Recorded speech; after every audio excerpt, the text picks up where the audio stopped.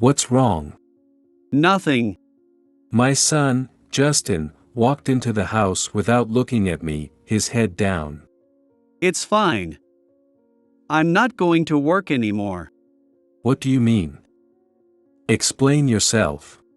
He seemed like he didn't want to talk to us, so he tried to ignore us and head inside. But I was shocked when I saw Justin's back. Something was stuck on his back. A piece of paper was stuck to his back, and it read, "No hires with a high school diploma." It was probably David's doing. He must have stuck it on Justin when he turned him away. My father, Kenneth, who stormed into the office, wasted no time getting to the point once he settled down. All $20 million contracts are canceled. At the time, I didn't realize it, but that one comment would be the trigger to corner David. My name is Ryan Thompson. I'm a man in my 40s, working for a company. I usually work for a certain company, assisting my father, Kenneth Thompson, who is the CEO. My father, now in his 60s, has a strict personality and is very demanding. He doesn't compromise at work, which makes every day challenging. However, because of that, the work is fulfilling, and I can say I'm content every day. I have a son named Justin. Justin has always dreamed of working for a model kit company since he was a child. He took an entrance exam for a major company far away and passed successfully. He's set to start working at that company this spring. As a father, I'm thrilled that Justin's dream is about to come true. When he got the job offer, I was as happy as if it were my own achievement. Justin loved assembling models since he was a kid, so this is great for him. I'm sure he'll find his days fulfilling, just like I do. Honestly, I thought it might be impossible because it's quite a famous company, so I debated whether to just apply to a normal company. But I didn't want to have any regrets in my one life. It's your life, so live it the way you want. You've loved models since you were little. I'm glad you passed the interview. Congratulations. That's right.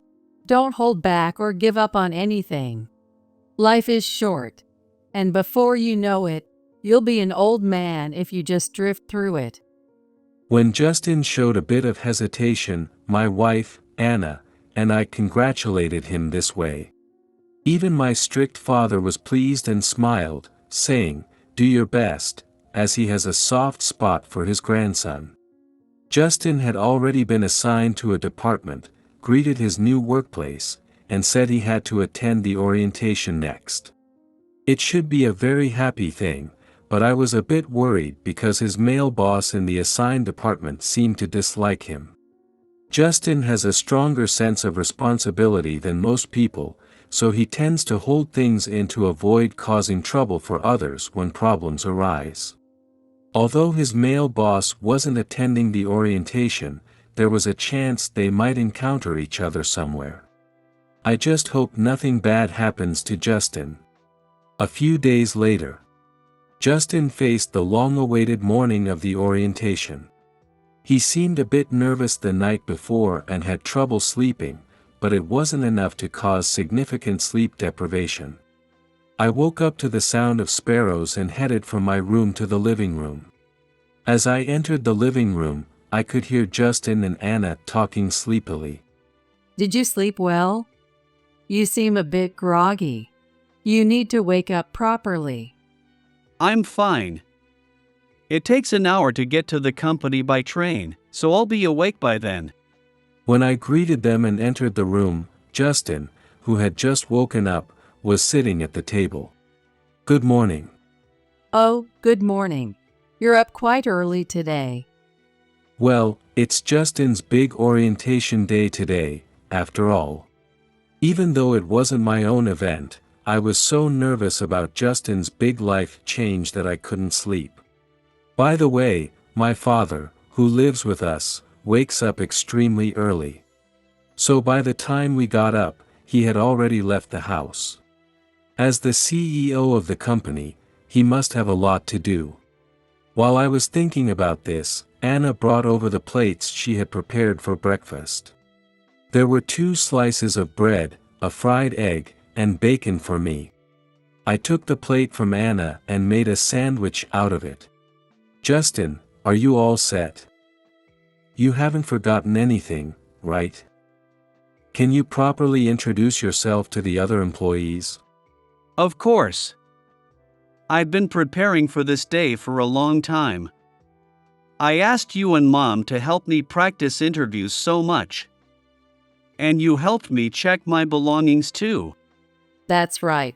Yesterday, you were so eager, Justin. "Yeah, you were like a little kid." We laughed, and Justin retorted with a pout.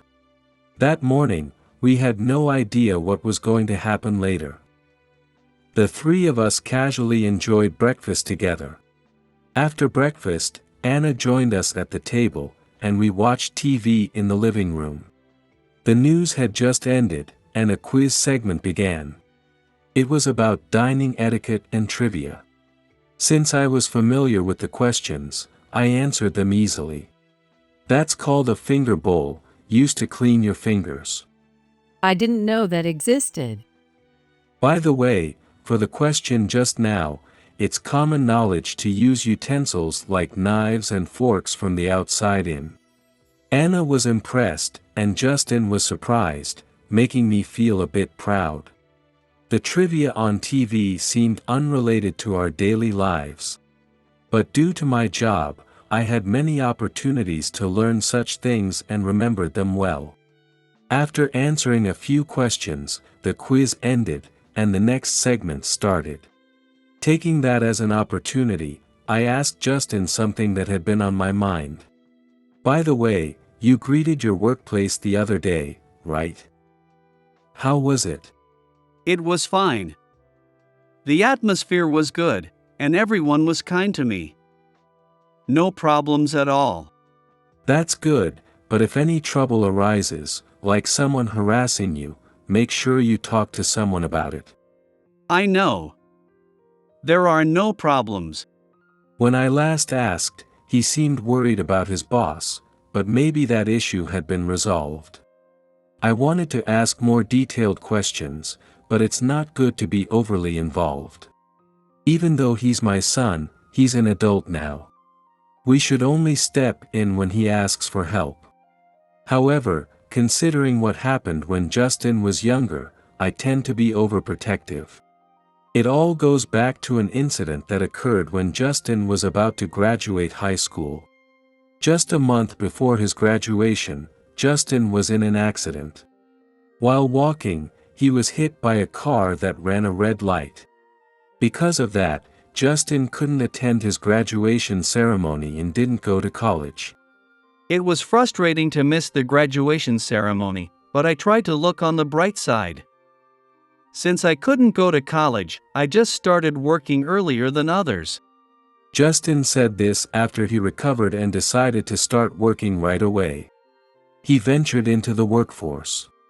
Until he turned 20, he worked various part-time jobs at factories, but honestly, I wished he had gone to college.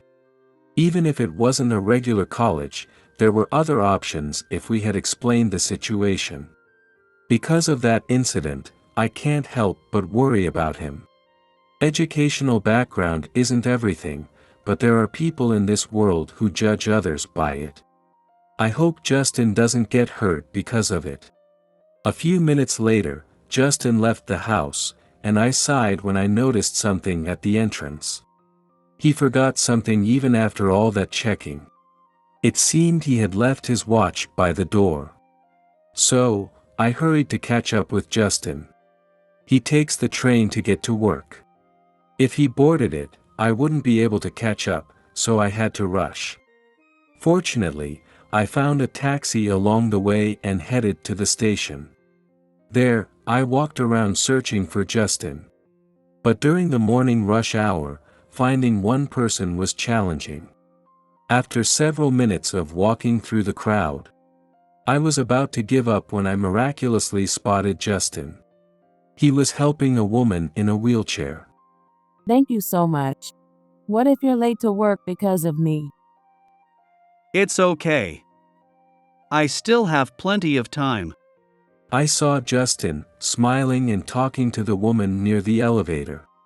And I felt relieved and called out to him. But before I could, Justin spoke to someone else. It was his male boss from work. David! What a coincidence. I didn't know we lived in the same area. His name was David Anderson. He was in his 60s, like me. He also commutes a long distance to work and was heading towards the train platform. Justin had told me a bit about him. Good morning. I'm Justin Thompson, and I'll be working with you.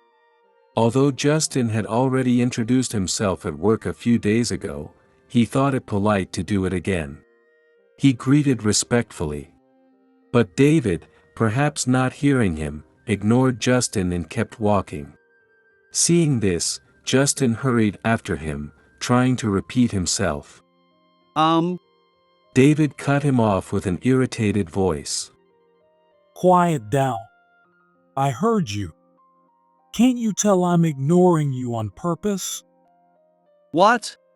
The words were so unexpected that I froze in place. David stopped and glared at Justin. I heard you didn't finish high school, right? Don't get chummy with me. Know your place. I just wanted to greet you. Justin wasn't being rude.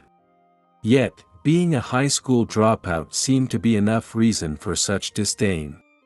Until this morning, Justin had been looking forward to working at his dream job, but for something like this to happen is just too much. To face such hostility from a superior at the same workplace.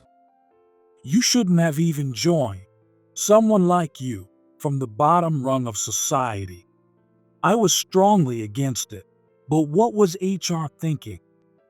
Justin seemed to be desperately trying to think of ways to show his value and good points. He opened and closed his mouth several times, trying to say something, but no words came out. Don't think for a moment you can find any sympathy here. If you join the company, I will make sure you and your family suffer. My parents are well connected in this community. It would be easy to spread rumors. Later, I heard that David's parents were teachers who had many connections in the local area. They had taken care of many students and had established ties with influential people throughout their careers. If David's family spread malicious rumors, many people would undoubtedly hear them. His parents were not actually such people, but neither Justin nor I knew that at the time. So, both of us were bewildered. I just wanted to get along. Justin said, his voice trembling and tears welling up as he looked down. Justin was never someone with a weak mentality compared to others. But bringing up his family had probably troubled him deeply. Even the president, Charles, would be annoyed to have someone with just a high school diploma join the company. The president might welcome such people publicly due to his position, but there's no way he would write on job postings that low education individuals should not apply. David was talking about their company president, Charles Brown. Charles was a good man who believed in giving everyone a second chance, offering re-employment opportunities to various people. In fact, I knew him well. He would never judge someone by their education. But David, who was distant, couldn't understand my thoughts. I could only watch as Justin, shocked, trembled. I wanted to rush over and cheer him up, but a parent shouldn't interfere more than necessary. So, I clenched my fists and continued to watch. Eventually, Justin regained his composure and looked David in the eye to speak. You don't have to like me. Just let me work at the same place. I will do what I'm told and won't be a burden. Justin kept saying that he hoped not to be rejected just because of his low education level. He repeatedly tried to persuade David, looking straight into his eyes. However, It seemed David's heart didn't budge an inch. Is that all you have to say? He looked at Justin with a face that showed utter disdain. David grabbed Justin's shoulder. Not to encourage him or accept him as a low-educated person. It was a gesture to reject Justin as a person. Just looking at you is unpleasant. I can't stand working in the same department as you. With that, he turned Justin's body towards the station exit. Seeing this, I hurried home. Justin would probably come back home. I had to be the first to welcome him and offer words of support. As I quickly walked away, I heard David's cold voice. Someone with just a high school diploma shouldn't waste any more of my time. Go home now and find another job. I wonder how Justin feels right now. What expression does he have as he walks? I wanted to check, but I couldn't call out to him here. He has his pride and wouldn't want to be seen in such a pathetic situation. So, all I could do was go back home. Clenching my fists in frustration at my helplessness, I thought about what to do next. If Justin talked to me about it when he got home, I had to be there for him. As a father, I decided to do everything I could. After about 20 minutes, I got home and explained the situation to Anna while we waited for Justin. Honey, what's with that scary face? What about the forgotten item? Actually, a lot happened. Anna, who had been holding a fancy suit for a company party, was stunned after hearing my story. Then, she immediately showed her anger. Normally calm, Anna couldn't hold back this time. That's terrible. Justin must be really hurt. Yeah, I want to help him as much as I can, but it's up to Justin's choice. As we talked, Justin soon came home. I quickly grabbed my briefcase, pretending I was just about to leave. In my hurry, I forgot to put away the party clothes, but it seemed Justin didn't notice. Justin avoided looking at us. Justin, weren't you supposed to be at work? Pretending to know nothing, I called out to Justin. But he seemed too drained to respond. He just stood there in silence. Anna, trying to help, spoke up next. Did you forget something? If so, you need to hurry and get it, or you'll be late. It's not that. It's not. Finally speaking, Justin looked at me with a face on the verge of tears. I prayed silently, hoping he would talk to me. What's wrong? Nothing. Justin, looking down, walked into the house. It's okay. I'm not going to work anymore. What do you mean? Explain yourself. He probably wanted to ignore us and go inside without talking. But I was shocked when I saw Justin's back. Something was stuck on it. A piece of paper was taped to his back, and it read, "No high school dropouts allowed." It was probably David's doing. He must have stuck it on Justin when he turned him away. I held the paper in my hand, praying that Justin would turn to me for help. Aren't you going to say anything? Do you really think we're that unreliable? Seeing my expression, Justin started to cry. It seemed my feelings had reached him, and he began to talk about everything. I comforted him, holding him close. There are things in this world that one cannot handle alone. So, relying on someone in such situations is not a bad thing at all. I made sure to convey this to Justin. A few minutes later, after hearing Justin's story, I called my father. Even though he was already at work, he promised to help his grandson. I couldn't just sit and do nothing either. After giving Justin his forgotten watch, we quickly left the house and headed to Justin's workplace. However, Justin felt terribly guilty about causing trouble for me and his grandfather. As soon as we boarded the train, he apologized. I'm sorry, Dad. It's pathetic that I can't handle my own problems at my age. That's not true. You've grown up to be a thoughtful and caring son. I would never blame such a proud son. Besides, this time, the other side is being unfair. There's no shame in asking for my help. I patted Justin's head, comforting him. I remembered the time when Justin, lying in bed with an injury, looked so apologetic. Even as an adult, Justin is still my child and someone I must protect. After about an hour of traveling, we got off the train and headed to Justin's workplace. When I introduced myself at the reception, we were immediately shown to a meeting room. There, we were joined by my father. It was quite something to see 3 generations of our family gathered in another company's office. Why did they respond so quickly after I gave my name at reception? Are you and Grandpa hiding something from me? Justin seemed surprised at how quickly we were accommodated. While we were talking, the office became busy, and a man appeared. He approached us nervously. It was the president, Charles Brown, with whom we had many dealings through work. Without wasting any time, my father got straight to the point once he settled down. We're canceling all $20 million contracts. Those words were the turning point that would corner David. Whether or not we would actually cancel them was another matter, but my father's statement made Charles realize the gravity of the situation. At that moment, Justin, who didn't understand anything, could only be confused. He stared at me, trying to figure out what was going on. I couldn't leave him in the dark, so I quietly explained the situation.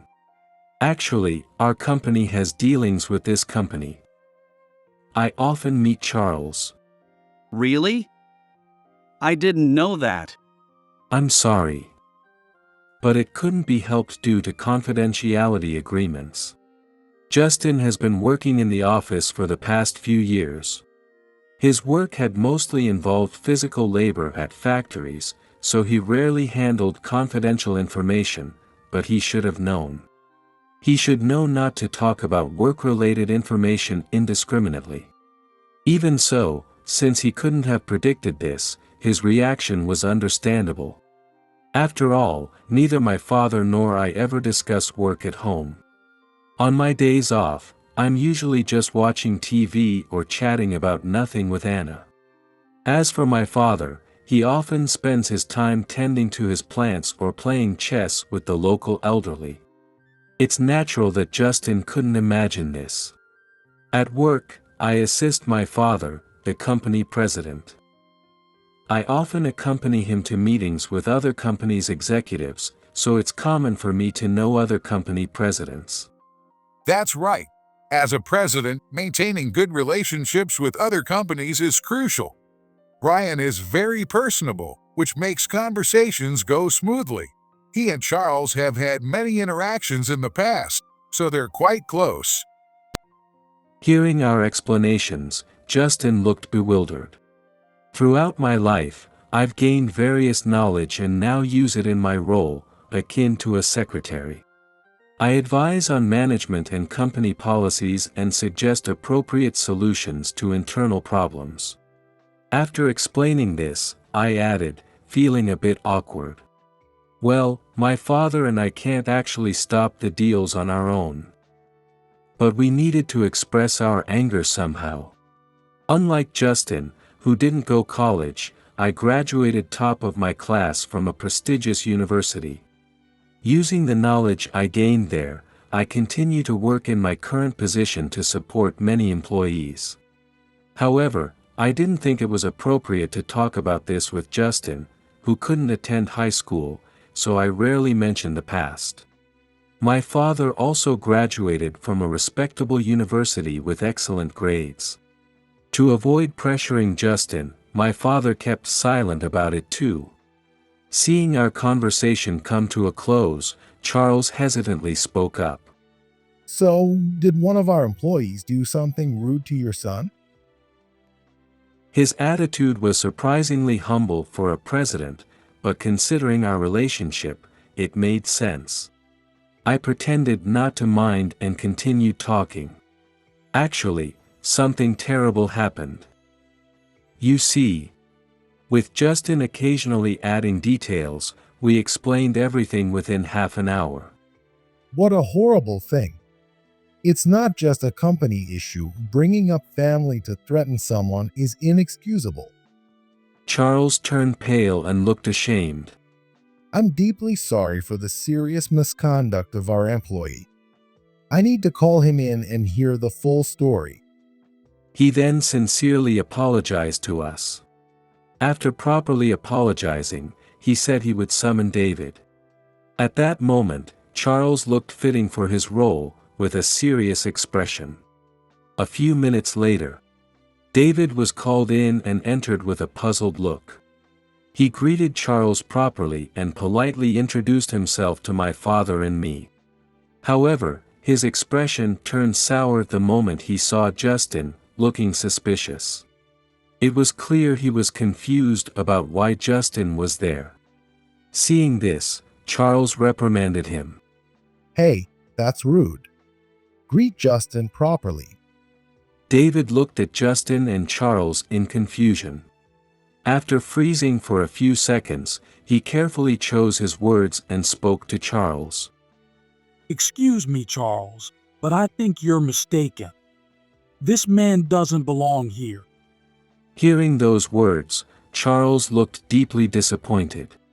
Why should you be the one to decide that? It's my decision whether he belongs in this room. That may be true, but I thought you didn't know who this man is. I may not know much, but I have enough reason to have him here. Hearing Charles's words, David looked even more confused. Anyway, take a seat on the sofa. I'm aware of the relationship between you and Justin, but I don't know the details. David sat on the sofa as instructed, glaring silently at Justin. Seemingly thinking he had said something unnecessary. He mouthed something silently to Justin, possibly telling him not to say anything more. There's nothing to discuss here. I don't know what you're concerned about, but it's not worth your time. As soon as David said that, Charles's demeanor changed. His previously warm atmosphere turned icy. How many times do I have to tell you that it's not your decision? There won't be a third warning. Watch your words for your own good. I'm so sorry. David quickly apologized, trembling. Even Justin seemed a bit scared of Charles, his shoulders shaking slightly. I understand there was a bit of a dispute on the way to work. You told Justin not to come to work because he's a high school dropout. Is there any mistake in that? There's plenty of mistakes. I only said it out of kindness. It wasn't malicious at all. Really? Out of kindness?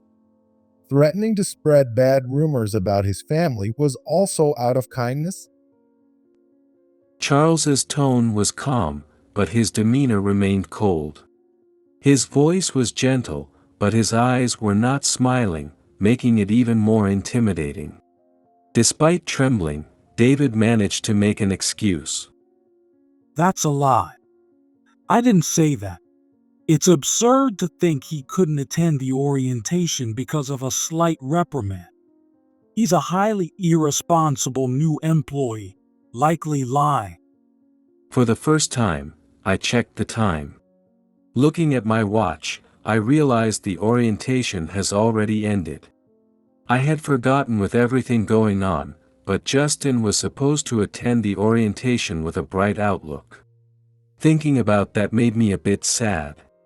With that feeling, I spoke to David. Staying calm. Please refrain from insulting my son.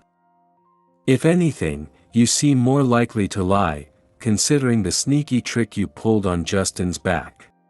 Even my father couldn't stay silent, speaking gravely. It's best not to make derogatory remarks about others. It only lowers your own value. David flinched and fell silent, realizing he had been hit where it hurt. But he might have thought staying silent wouldn't change the situation. So he started speaking in a hesitant voice. I didn't stick any paper sign on him. That's ridiculous. David intended to deny it, but he didn't realize he was digging his own grave. Charles coldly pointed out the fact. No one mentioned anything about a paper sign. Why did you assume that? I thought it was a prank, so I thought of the paper sign. Charles snapped at David, who was trying to make excuses. The fierce demeanor was a far cry from the timid stance he had when we first met. Enough. Admit what you did.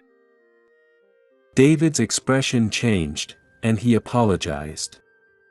I'm sorry. It was all my fault. Please forgive me. With a voice on the verge of tears, David looked at us and bit his lip. However, he still had more to explain. Why did you do such a thing? When Charles asked, David began to speak solemnly. It's because he's a high school dropout. Having someone with such low education disrupts our company's atmosphere. They won't be able to handle the work properly. I thought there was nothing good about it. David spoke earnestly, thinking he would gain Charles's approval. His once weak voice grew stronger. My method was immature. I should have used words to make him understand his flaws. But I don't think my intentions were wrong.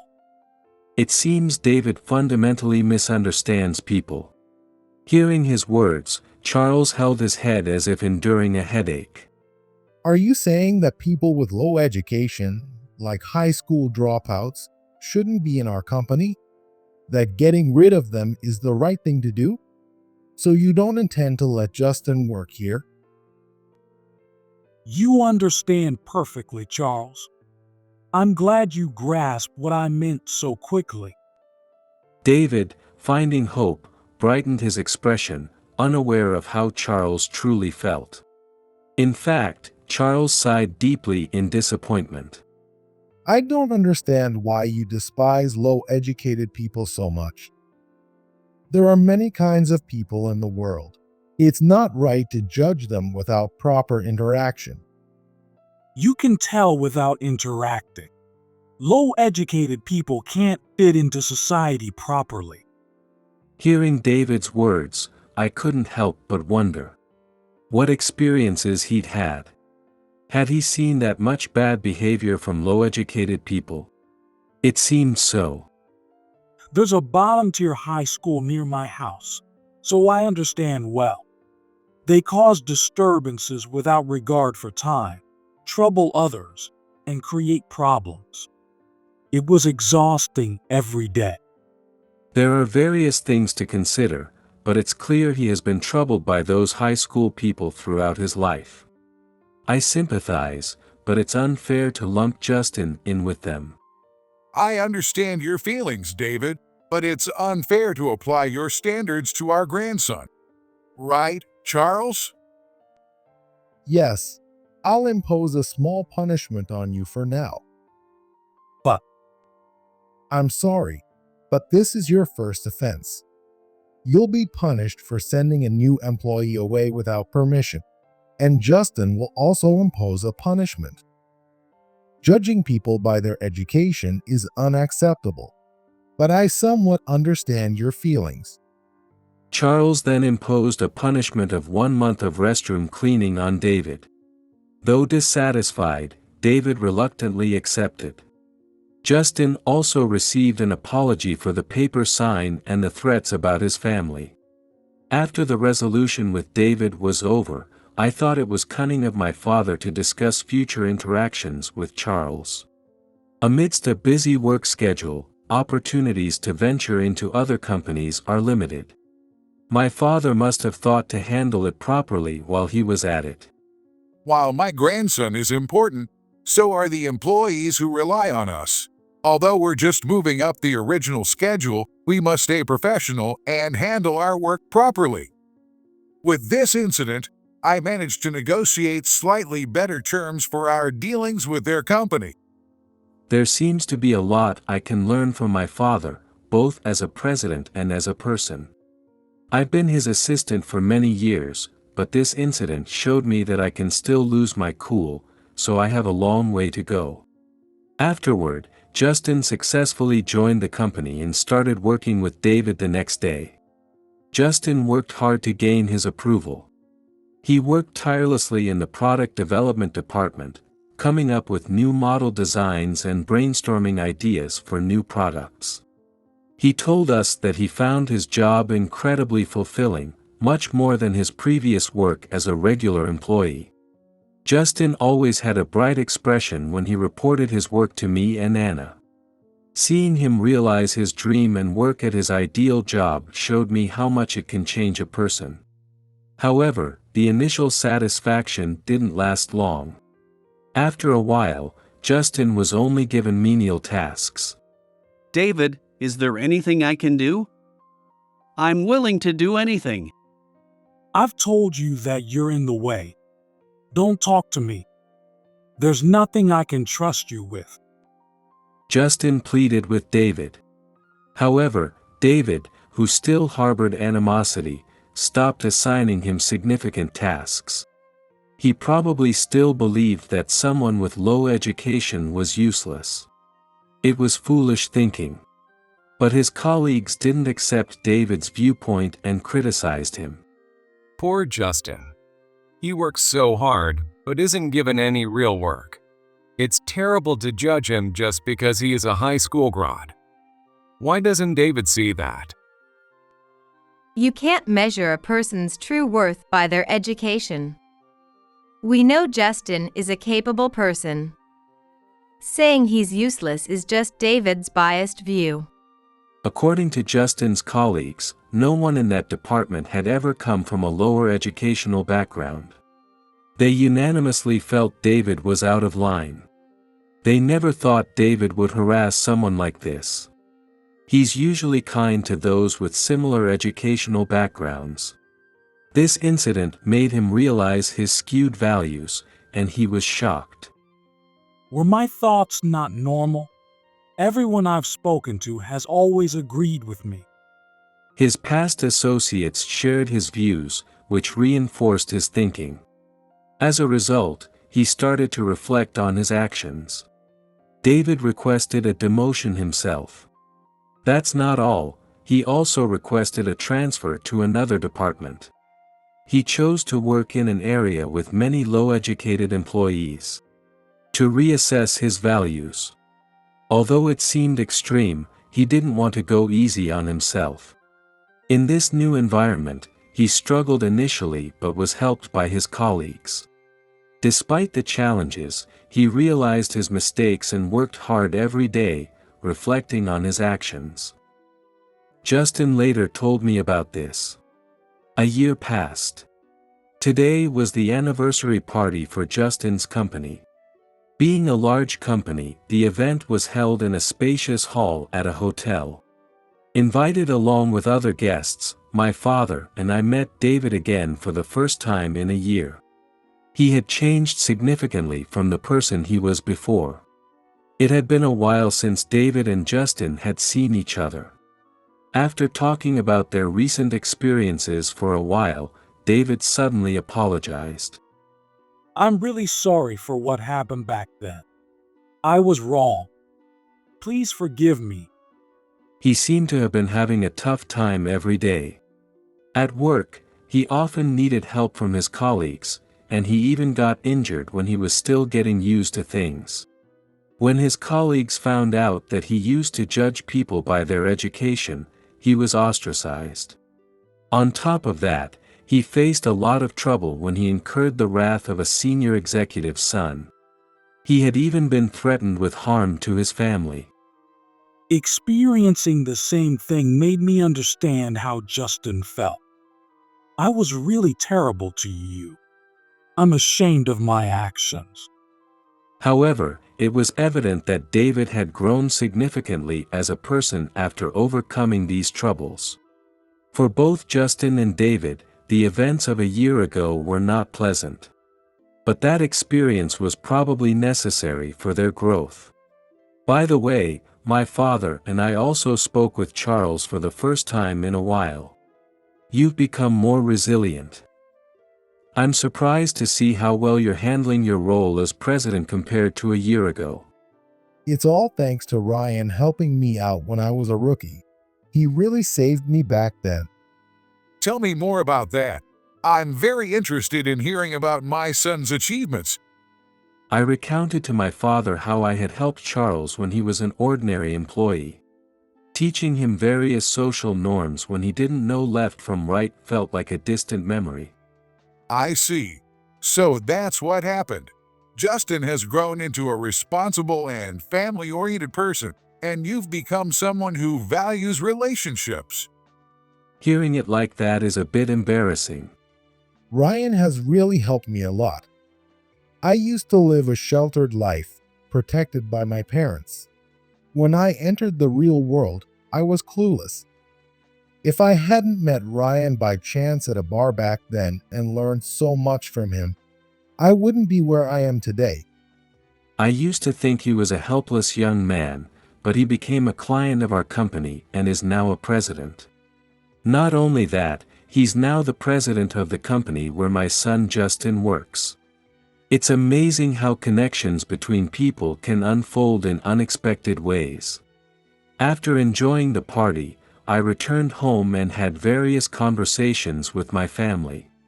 I couldn't have imagined a year ago how much Justin would grow. He learned to rely on others and stopped bearing everything on his own. Now, Justin plans to give us a trip as a gift. Dad, Mom, and Grandpa, let's go on a trip soon. I got tickets for a nice hotel and a leisure facility. Please keep your schedules open. You've really grown into a family-oriented person. But for now, just focus on getting used to your job. That's right. We're just doing what parents should do. It's been a year, so it's enough. Justin is truly a kind person. Responsible and family-oriented. He also has empathy for those in trouble. Since Justin has gone to the trouble of getting us these tickets, I should make sure to clear my schedule. You're a busy president. Will you manage? I'll do my best. It's a precious gift from my grandson. Many things will happen in the future. But I'm sure Justin will overcome them with the help of others. People live by helping each other. David, too, overcame his flaws thanks to the support of Charles and his new colleagues. No matter the difficulties, I believe that continuing to fight without giving up will help overcome them.